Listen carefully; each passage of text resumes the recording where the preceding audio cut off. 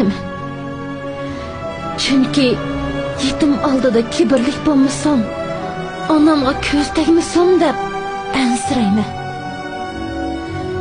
Teberk analar. Sizlerge köz tegmişsin.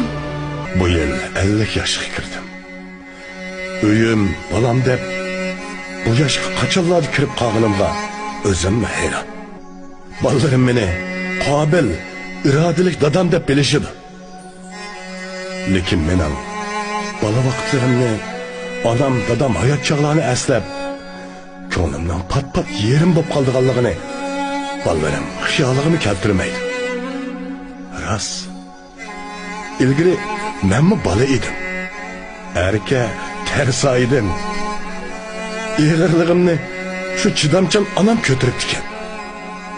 Hozirchi erkelay munda şolay desemmi? Ular yo'q. Aksicha men balalarning ig'irligini, tersaligini ko'tirdigan yoshdaman. İçimde davomliq deydigan bir jumla so'zim bor. Bunu fakat anamның qavrisi oldida deyalayman. Ana, seni ajabmi sevgindim.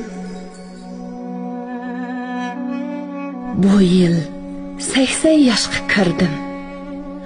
Balalarim üçün, nevirlerim üçün mumu buldum. Gerçi talayca balık yıllarını ötküzgen bolsam mı? Hiç armanım yok. Çünkü ana dep şereflik vazifede neçe 10 yılını xuddi bir yıldek ötküzüptüm ben.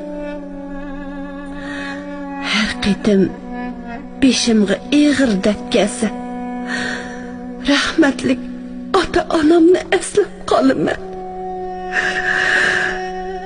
Ular şu günlerini qandaq tamamlagan bo'g'iydi. Anamның quchig'ida yetib olgan chog'larimni hem uşaq örüp qo'ygan chochlarimni eslab ketim. Herib qolgan vaqtlarda qayta bir navbat bola bo'lib olg'im keladi. Lekin bolalarga, nevirlerimga qarasam yana hammani unutayman. Belkim bu udum bana şu köyümchan anamdan qolgandi. Mehribonligim, abuchalligim, beg'ishlash ruhim bana anamdan miras emasmi? Şunu men o'zimga hey momay, davomlashtirishing kerak.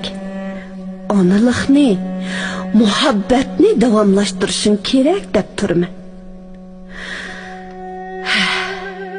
Ana, hey ana.